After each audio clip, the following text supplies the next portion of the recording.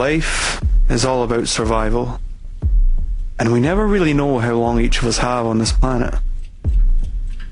But our job as a species is to persevere and eliminate anything which may threaten our survival. So what's the biggest threat you can think of? Pollution, disease, natural disasters.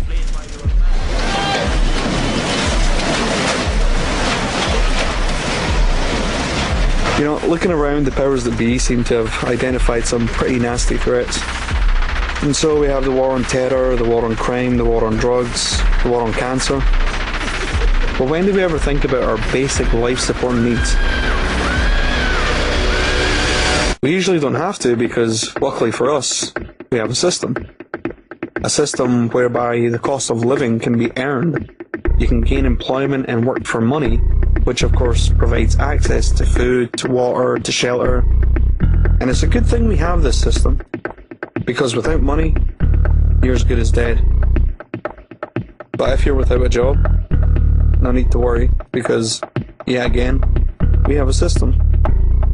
If you're out of work, for whatever reason, simply apply for government aid. See, all the people with jobs pay taxes. And since the government understands that a certain level of unemployment is to some degree to be expected, they simply dip into some of that tax money and hand it over to those without jobs through a magical process called redistribution. But it kind of makes you wonder, if this is our big solution to unemployment, where's the threshold? What level of unemployment can we really sustain? And what would happen if all these jobs suddenly disappeared? The world is facing an urgent challenge and needs to create, listen to this number, needs to create 600 million jobs to generate growth and maintain social cohesion.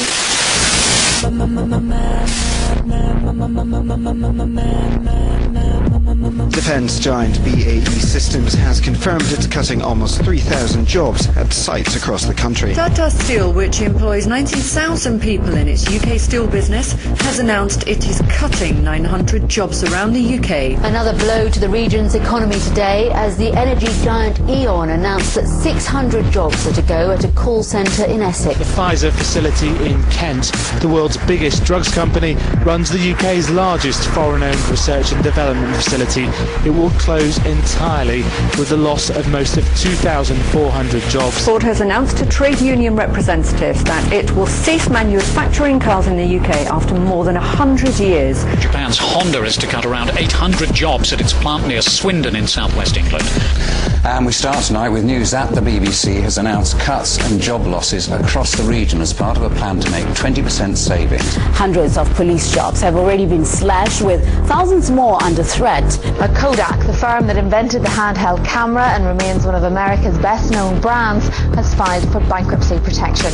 Rangers Football Club, one of the most famous in Britain, has announced it's gone into administration. More than 300 of the 800 stores that Woolworths used to occupy are still standing empty more than a year and a half after it collapsed at the end of 2008. More retailers are expected to go bust over the next few months. All 187 outlets are to be shut, with the loss of almost 1,400 jobs. The administrator said it is apparent that we cannot continue to trade. It was once Britain's biggest sports retailer, but today JJB Sports announced plans to go into administration. 6,500 jobs are at risk after the electrical retailer Comet announced it's going into administration. More than 4,000 jobs at risk after HMV announced that it was going into administration. It follows other chains. It's Blockbuster. It's become the latest casualty on the high street this week. A quarter of its stores are going to close. More than 700 people are going to be made redundant. There's serious doubts now about the future of around 6,000 jobs in the UK after the company asked for its shares to be suspended last Wednesday. Former Stands employees have come to the decision to occupy the store as a direct consequence of the actions of management. A buyer hasn't been found. The group currently employs a total of nearly 4,000 staff. Taiwan's IT giant Foxconn announced it plans to replace up to 500,000 human workers with robots in the next 3 years. It's called Scan and Do Shop. Customers love it. Very simple system. Each load is almost 300 tonnes. But look closely, there's no one behind the wheel. The facility boasts the first robotic system in the UK to deliver supplies such as linen and food, and an automated robotic pharmacy. 井上さん、ミルクティーですね。岩下さん、オレンジジュースですね。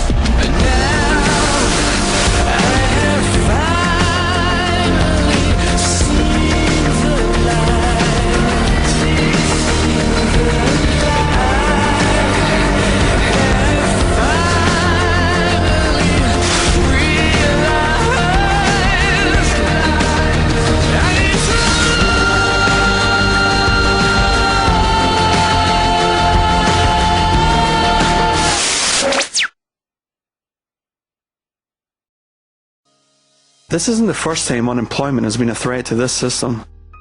20 years ago, unemployment accounted for 10% of the UK's population. It marked one of the worst recessions in our history, with significant waves of rioting. However, in '93, unemployment took a turn. Somehow the jobs came back and things got better. This growth in employment is just what we needed. However, it only lasted till 2001.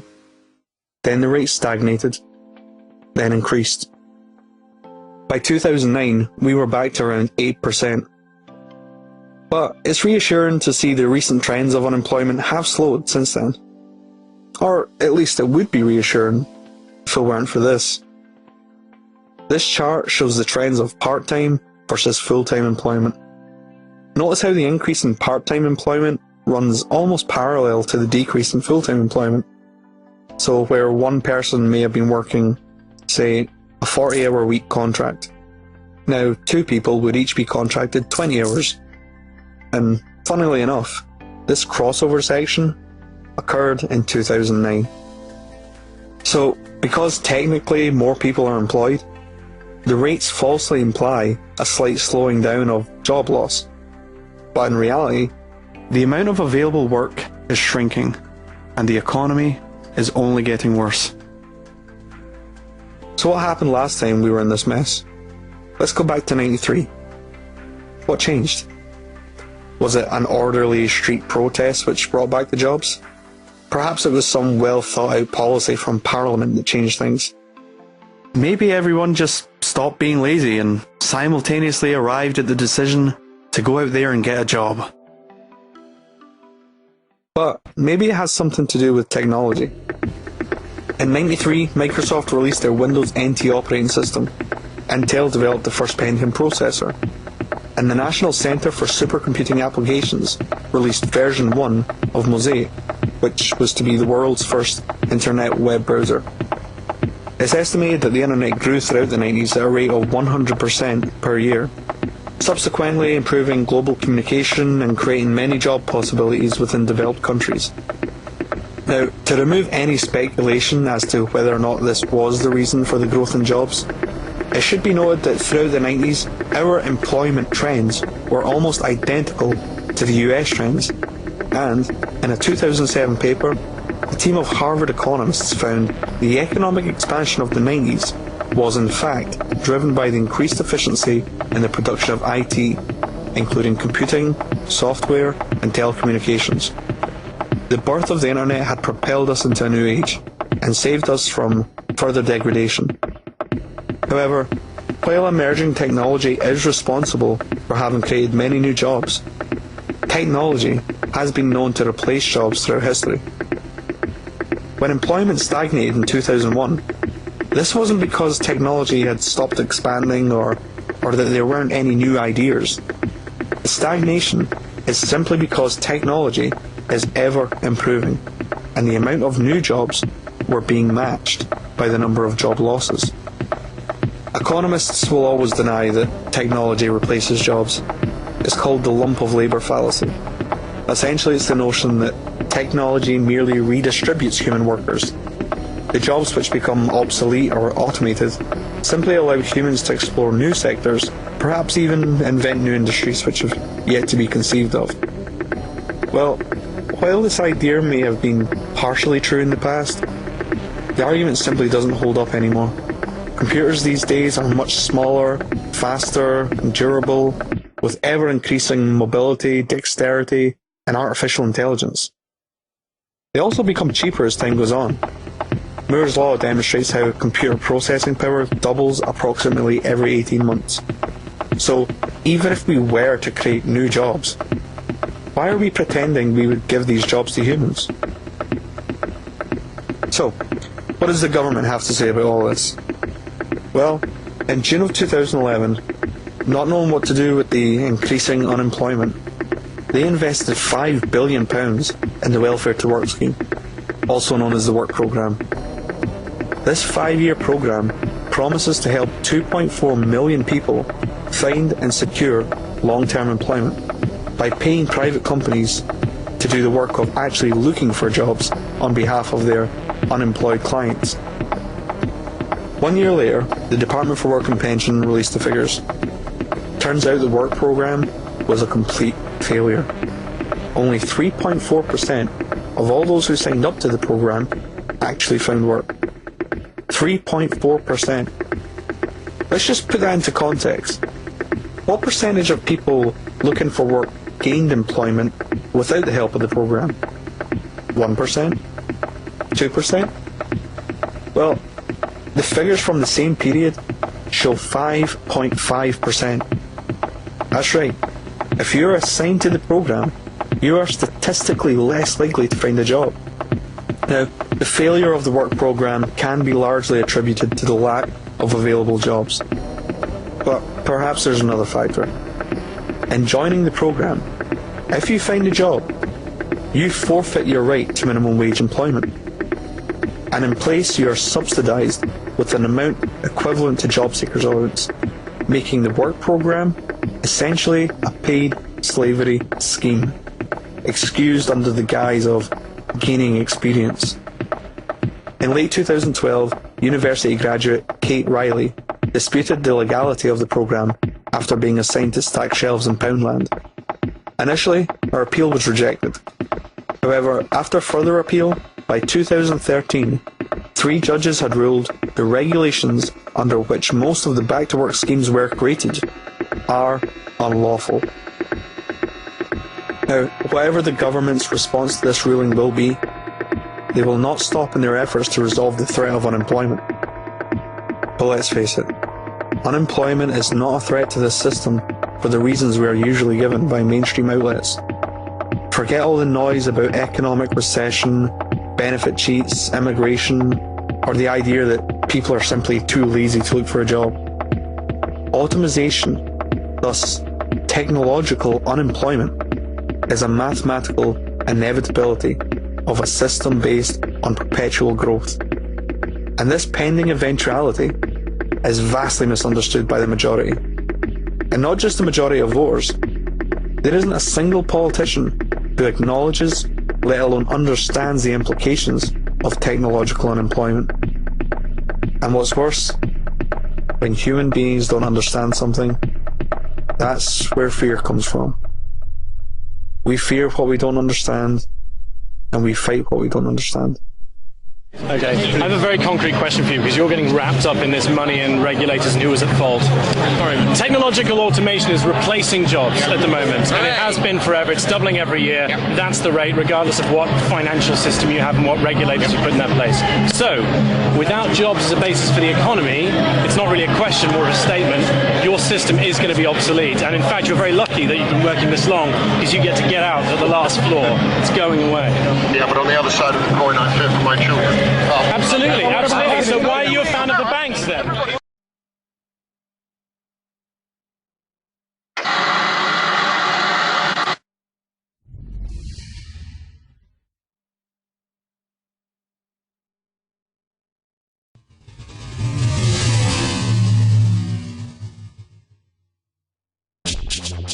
GEA Farm Technologies provides technological solutions to livestock farming, including the development of a fully automated milking system for dairy farms. Dairy cows are guided into these MI1 milking units. The cow's electronic tag is identified and their pre-allocated amount of food is dispensed.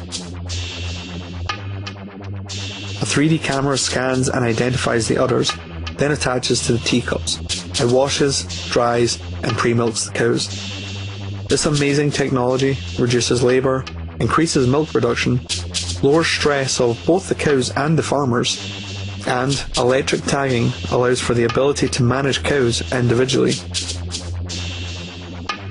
So, when has this technology been implemented? Well, looking at the UK alone, it's actually already been in use since 2011.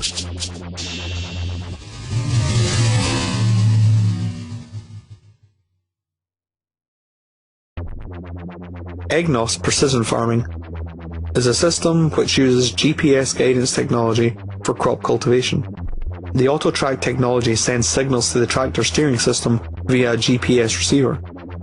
The resulting navigation is so precise that farmers can actually treat soil and crops in a site-specific manner and ensure optimum chemical doses are applied to the right places. The system has been shown to cut costs on fertilization and fuel, reducing the environmental impact, and because the tractors steer themselves, it also reduces operator fatigue. As you've probably guessed, it's only a matter of time before these tractors are also equipped with autonomous driving technology, spelling the end of this particular human-required task and allowing for the full automation of crop cultivation. But why limit crop cultivation to fields?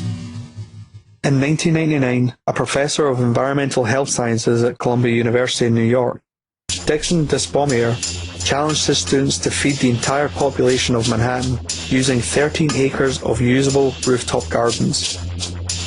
The class calculated that only 2% of all the people could be fed using this method. Unsatisfied with the results, Despomier made an off-the-cuff suggestion of growing plants indoors and vertically. The idea sparked interest, and by 2001, the first outline of a vertical farm was introduced.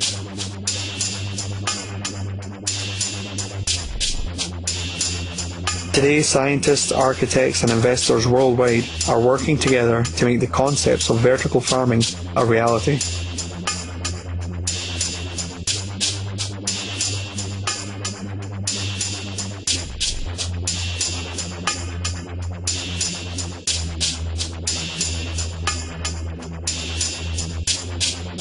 Unlike traditional agriculture, a controlled indoor environment is not susceptible to crop loss from severe weather conditions, nor is it limited by seasonal crop production.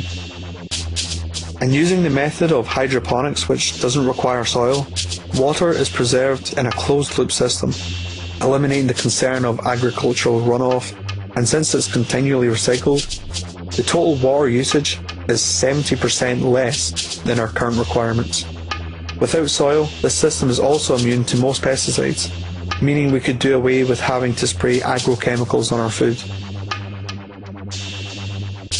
And for any of you skeptical about the limitations of hydroponic farming, here's a list of already commercially available products from hydroponically produced plants.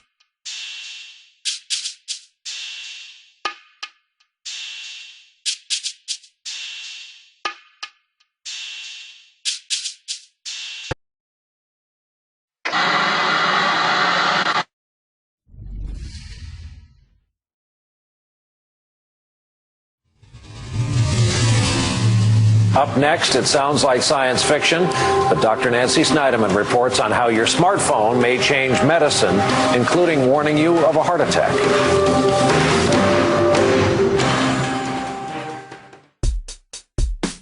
By modifying an iPhone with this ECG attachment and using the Alive ECG app, your heart rate, temperature, oxygen and fluid levels can all be recorded with the results directly uploadable to your cardiologist.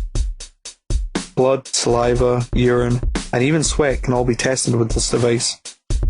Combined with a wireless ultrasound, full physical checkups can be carried out remotely from anywhere in the world. There's 20 million, over 20 million echocardiograms done a year. So 20 million times $800, that's a lot of money. Probably 70, 80% we can get rid of just by having this part of the physical exam. As for prescription medicine, perhaps the biggest threat is not with technology, but rather in the curing of illnesses. 15-year veteran of the pharmaceutical industry, Gwen Olson, stated, "The pharmaceutical industry is in the business of disease maintenance and symptoms management. They are not in the business of curing cancer, Alzheimer's, or heart disease, because if they were, they would be in the business of putting themselves out of business." Now, for those of you who doubt the medical establishment would knowingly put profitability ahead of actually helping people, you need look for no further evidence than a 2002 UK clinical trial, which found most antidepressants to be as effective as sugar pills, giving the effect of a working drug through nothing more than a placebo. And it's not hard to see why the medical industry would choose to promote the constant reselling of pharmaceuticals. If, for example, a cure for cancer were discovered and adopted by the mainstream, it would cause considerable losses in profits generated through radiotherapy, chemotherapy, hormone therapy, gene therapy, and immunotherapy, not to mention the surgical costs of removing tumours. So, what does it mean for their industry when a 15-year-old boy from Maryland discovers a new way of detecting cancer, which studies have shown to be potentially 99% accurate, 168 times faster, and 26,000 times cheaper than our current methods? Make no mistake, this amazing achievement will be seen by the cancer profiteers as a blow to the industry. But regardless of their somewhat corrupt, profit-driven mentality, technology moves on. And even when pharmaceuticals are the only option, technology is yet again providing solutions.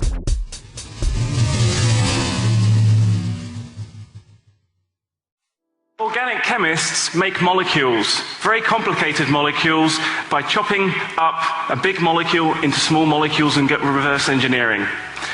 And as a chemist, one of the things I wanted to ask my research group a couple of years ago is, could we make a really cool universal chemistry set? In essence, could we app chemistry?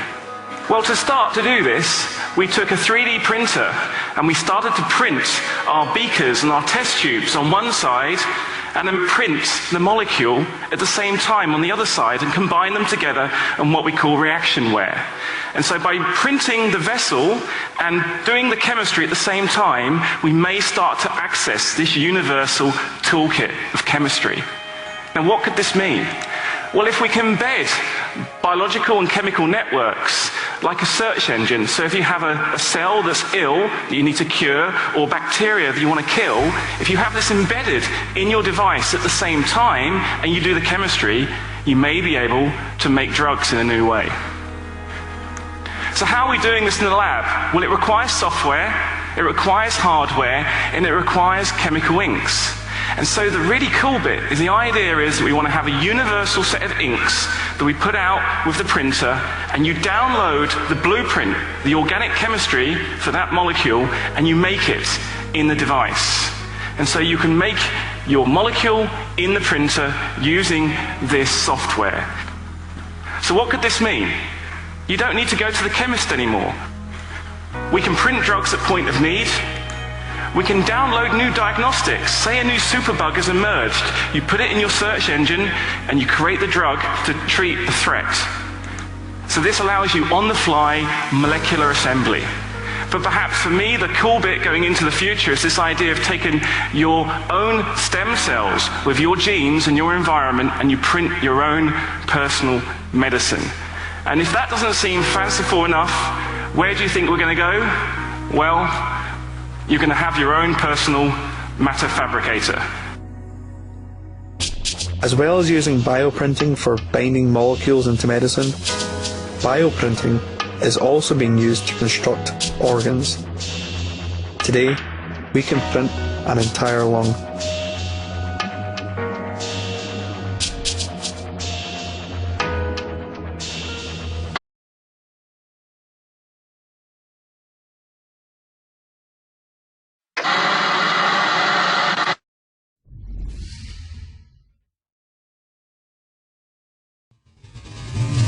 The fast food industry, for one, is heavily under threat by the same self-serving processes mentioned earlier.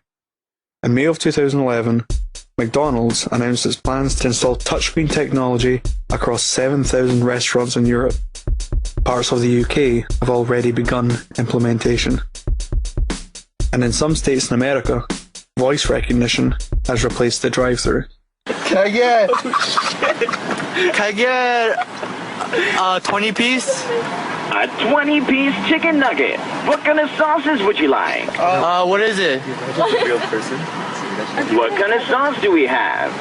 We got that honey mustard barbecue, sweet and sour. We got honey sauce, hot sauce that burns for hours. We got that buffalo ranch if you need more at Chipotle barbecue. Ask us for more and I'll tell you.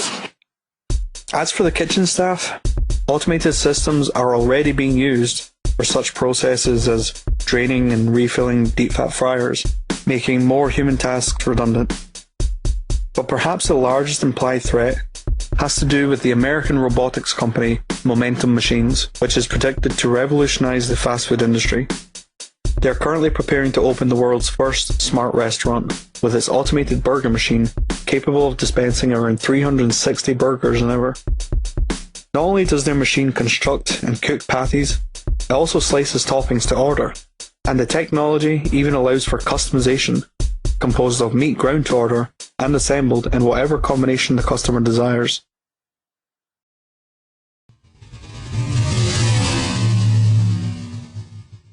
Restaurant jobs are also threatened by automation. Whether it's assisting chefs,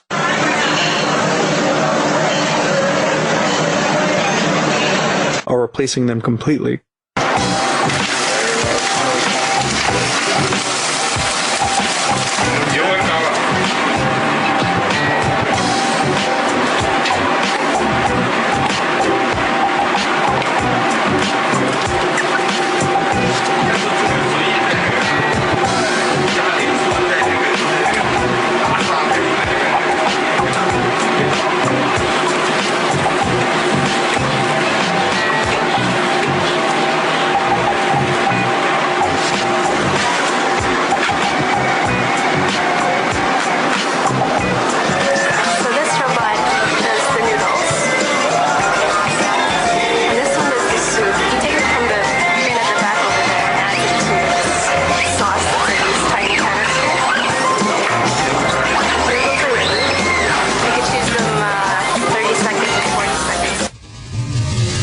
What about the job of the restaurant waiter? Well, aside from using robots, Germany is pioneering a different approach. You make your order from a touchscreen, and the food is dispensed via a railing system and delivered to your table when ready.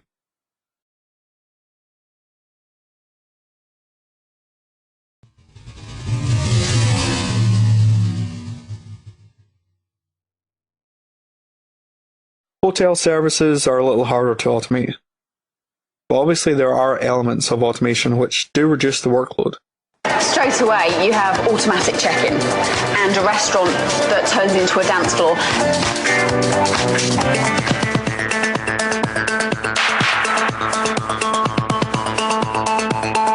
We're at Yotel New York, which opened in June 2011. Yotel's a fun and futuristic brand. Some of the things we have in the hotel are we have motorized beds in the rooms, and we have Yobot, which is our answer to futuristic luggage management.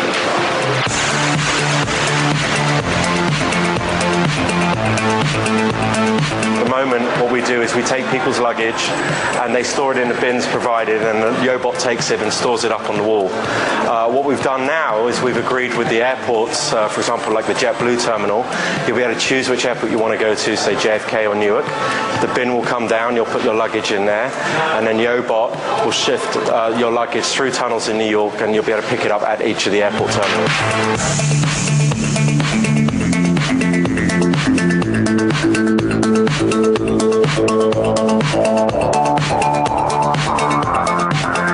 Also, we're looking at a luggage tracker which you'll be able to download on our mobile app, so you'll be able to follow your luggage from its journey from here at the hotel all the way to the airport. We're also even looking at being able to ship people and the luggage from Yotel New York to one of our airport hotels in the future. Even cleaning and maintenance is potentially threatened by a series of robots, such as the Roomba autonomous Hoover and the Winbot autonomous window cleaner. But perhaps there's some non-automated threats to the traditional process of accommodation. Couchsurfing.com is a sort of social network community where people register their hospitality. The idea being, if you want to travel, you simply type where you want to go, specify how many of you are going, and then search from a list of willing participants. Within this type of community, you can potentially travel the world without any need for paid accommodation.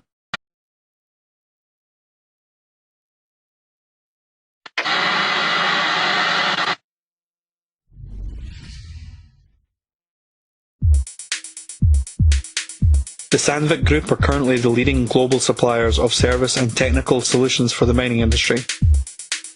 Sandvik Automine has focused its efforts on developing a comprehensive solution for improving the safety, efficiency, and productivity of underground mining operations. Using autonomous trucks for loading and hauling, they have created a flexible system which can be adapted to the unique working environments of individual operations, even processing ore to high-grade copper concentrate on site. Through automation, they have eliminated many human-required jobs, while increasing production and improving drilling accuracy, which has also been shown to lower the risk of damage incurred by machines. Currently, Sandvik Automine are optimistic about achieving 100% automation of mining. Similarly, since 2009, the Australian mining company Rio Tinto has been using a fleet of Komatsu trucks. The trucks are over 20 feet tall, weigh over 10 tons, and are capable of carrying over 300 tons of material. The trucks are fitted with Komatsu's autonomous haulage system, which allows for navigation from loading units to dumping locations including waste dumps, stockpiles and crushers. However, let's take a step back. Looking at the end production of a mining operation, the reason we associate gold and silver with such high value is because of the difficulty in obtaining and processing these materials, coupled with the time it takes for the earth to naturally produce a diamond, for example. The ability to produce a diamond in a lab has been around for a long time. However, gem quality results have only been achievable in the last few years. Specifically, the American company Genesis have made huge advancements in the production of synthetic diamonds, with an output of up to 40 rare gems each day. As for the cost, a 1 carat yellow diamond from nature equates to about £13,500, whereas a synthetic replica costs just £4,000. So when we begin to speculate about the future of synthetic materials, perhaps it's not too far-fetched to think we could create copper, coltan, gold and silver, and bring these materials to market for a much lower cost than they are today, which would invariably reduce the cost of all technological applications which depend on these materials.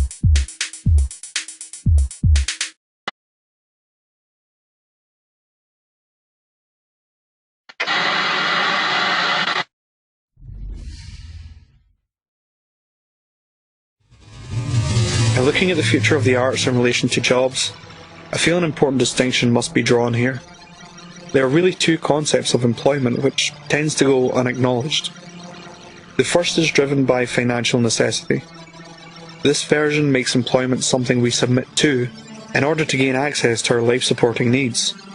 The other is driven by passion, making employment a creative outlet where financial stability is a byproduct and not the primary motivation. In fact, when it comes to art, or any process involving creativity, monetary rewards are actually inverse to productivity. Our motivations are unbelievably interesting. I mean, the science is really surprising. The science is a little bit freaky, okay? We are not as endlessly manipulable and as predictable as you would think. There's a whole set of unbelievably interesting studies. I want to give you two that call into question this idea that if you reward something, you get more of the behavior you want. If you punish something, you get less of it. So let's go from London to the mean streets of Cambridge, Massachusetts, in the northeastern part of the United States. And let's talk about a study done at MIT, Massachusetts Institute of Technology. Here's what they did. They took a whole group of students and they gave them a set of challenges. Things like memorizing strings of digits, solving word puzzles, other kinds of spatial puzzles, even physical tasks like throwing a ball through a hoop. Okay, they gave them these challenges, and they said to incentivize their performance, they gave them 3 levels of rewards. Okay, so if you did pretty well, you got a small monetary reward. If you did medium well, you got a medium monetary reward. And if you did really well, if you were one of the top performers, you got a large cash prize. Okay. We've seen this movie before. This is essentially a typical motivation scheme within organizations, right? We reward the very top performers, we ignore the low performers, and the other folks kind of in the middle. Okay, you get a little bit. So what happens? They do the test, they have these incentives. Here's what they found out. 1, as long as the task involved only mechanical skill, bonuses worked as they would be expected. The higher the pay, the better the performance. Okay, that makes sense. But here's what happens. But once the task called for even rudimentary cognitive skill, a larger reward led to poorer performance. Now this is strange, right? A larger reward led to poorer performance? How can that possibly be? Now what's interesting about this is that these folks here who did this are all economists, 2 at MIT, 1 at the University of Chicago, 1 at Carnegie Mellon, okay, the top tier of the economics profession. And they're reaching this conclusion that seems contrary to what a lot of us learned in economics, which is that the higher the reward, the better the performance. And they're saying that once you get above rudimentary cognitive skill, it's the other way around. Which seems like this kind of, the idea that these rewards don't work that way seems vaguely left-wing and socialist, doesn't it? It's kind of this kind of weird socialist conspiracy. For those of you who have those conspiracy theories, I want to point out the notoriously left-wing socialist group that financed the research, the Federal Reserve Bank. So this is the mainstream of the mainstream coming to a conclusion that's quite surprising, seems to defy the laws of behavioral physics. So this is strange. It's strange finding. So what do? They say, this is freaky. Let's go test it somewhere else. Maybe that $50 or $60 prize isn't sufficiently motivating for an MIT student, right? So let's go to a place where $50 is actually more significant relatively. Right? So let's take the experiment. We're going to go to Madurai, India, rural India, where $50, $60, whatever the number was, is actually a significant sum of money. So they replicated the experiment in India roughly as follows. Small rewards, the equivalent of 2 weeks' salary. Small performance, low performance, 2 weeks' salary. Medium performance, about a month's salary. High performance, about 2 months' salary. Okay, so those are real good incentives. Okay, so you're going to get a different result here. Well, what happened though was that the people offered the medium reward did no better than the people offered the small reward. But this time around, the people offered the top reward. They did worst of all. Higher incentives led to worse performance. What's interesting about this is that it actually isn't all that anomalous. This has been replicated over and over and over again by psychologists, by some extent by sociologists, and by economists, over and over and over again. For simple, straightforward tasks, those kinds of incentives, if you do this, then you get that, they're great. For tasks that are algorithmic, set of rules where you have to just follow along and get a right answer, if-then rewards, carrots and sticks, outstanding. But when the task gets more complicated, when it requires some conceptual creative thinking, those kinds of motivators demonstrably don't work. In fact, money is a motivator at work, but in a slightly strange way. If you don't pay people enough, they won't be motivated. What's curious about, there's another paradox here, which is that the best use of money as a motivator is to pay people enough to take the issue of money off the table. Pay people enough so that they're not thinking about money and they're thinking about the work. Now, once you do that, it turns out there are 3 factors that the science shows lead to better performance. Not to mention personal satisfaction. Autonomy, mastery, and purpose. Autonomy is our desire to be self-directed, to direct our own lives.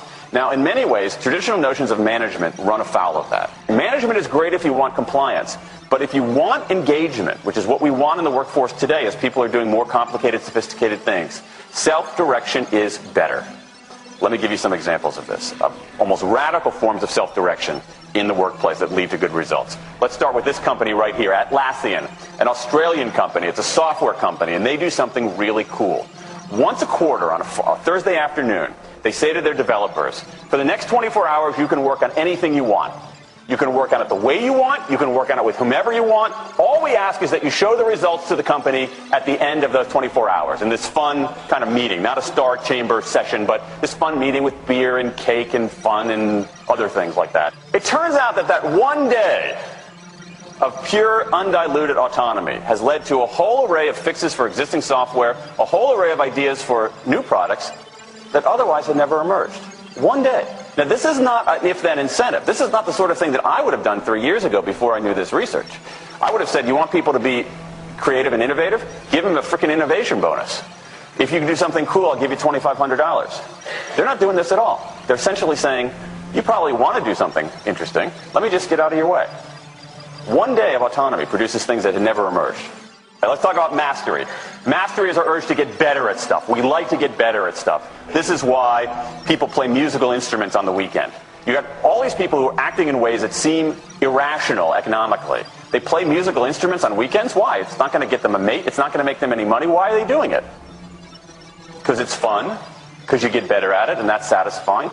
Go back in time a little bit. I imagine this if I went to my first economics professor, a woman named Mary Alice Schulman. And I went to her in 1983 and said, Professor Schulman, can I talk to you after class for a moment? Yeah. I got this inkling. I got this idea for a business model. I just want to run it past you. Here's how it would work. You get a bunch of people around the world who are doing highly skilled work, but they're willing to do it for free and volunteer their time, 20, sometimes 30 hours a week. Okay, she's looking at you somewhat skeptically there. Oh, but I'm not done. And then what they create, they give it away rather than sell it. It's going to be huge. I mean, she truly would have thought I was insane. Okay, it seemed to fly in the face of so many things. But what do you have? You have Linux powering 1 out of 4 corporate servers in Fortune 500 companies. Apache powering more than the majority of web servers. Wikipedia. What's going on? Why are people doing this? Why are these people, many of whom are technically sophisticated, highly skilled people who have jobs? Okay? They have jobs. They're working at jobs for pay, doing sophisticated technological work. And yet, during their limited discretionary time, they do equally, if not more, technically sophisticated work, not for their employer, but for someone else for free. That's a strange economic behavior. Economists who look into it, why are they doing this? It's overwhelmingly clear. Challenge and mastery, along with making a contribution. That's it. What you see more and more is a rise of what you might call the purpose motive. Is that more and more organizations want to have some kind of transcendent purpose. Partly because it makes coming to work better, partly because that's the way to get better talent. And what we're seeing now is, in some ways, when the profit motive becomes unmoored from the purpose motive, bad things happen. Bad things ethically sometimes, but also bad things just like not good stuff, like crappy products, like lame services, like uninspiring places to work. That when the profit motive is paramount, or when it becomes completely unhitched from the purpose motive, it just, people don't do great things. More and more organizations are realizing this and sort of disturbing the categories between what's profit and what's purpose. And I think that actually heralds something interesting. And I think that the organizations that are flourishing, whether they're profit, for profit, or somewhere in between, are animated by this purpose motive. Let me give you a couple of examples. Here's the founder of Skype. He says, our goal is to be disruptive, but in the cause of making the world a better place. Pretty good purpose. Here's Steve Jobs. I want to put a ding in the universe. All right? That's the kind of thing that might get you up in the morning and racing to go to work. So I think that that we are purpose maximizers, not only profit maximizers. I think the science shows that we care about mastery very, very deeply. And the science shows that we want to be self-directed. And I think that the big takeaway here is that if we start treating people like people and not assuming that they're simply horses, slower, smaller, better-smelling horses, if we get past this kind of ideology of carrots and sticks and look at the science, I think we can actually build organizations and work lives that make us better off, but I also think they have the promise to make our world just a little bit better.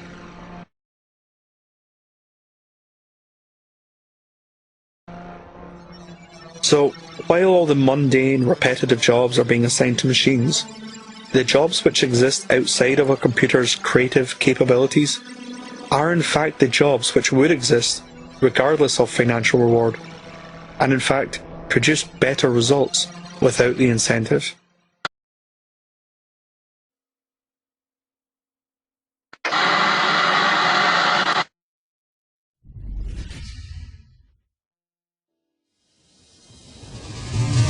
The world of finances and insurance is obviously dependent upon the circulation of money.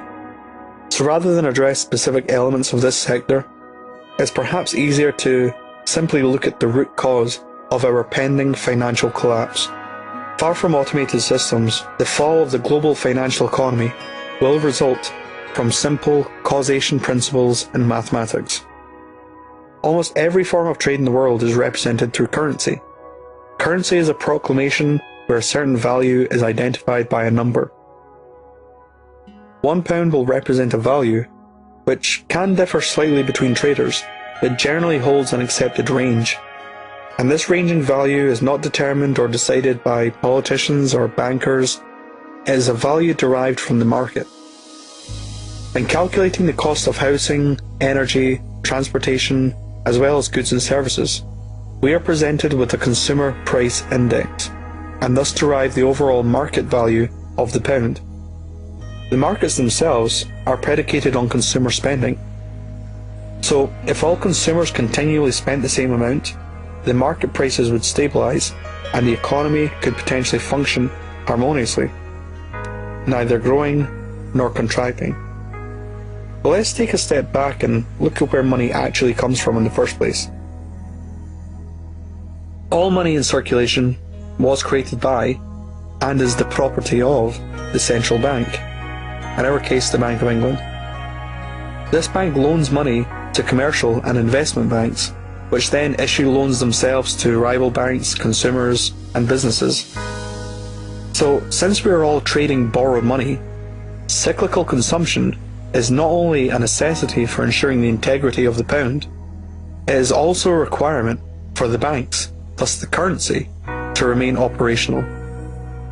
Only one problem with this. This borrowing from the bank's process, it's not quite the same as a game of Monopoly where a friend might loan you some cash until you pass go.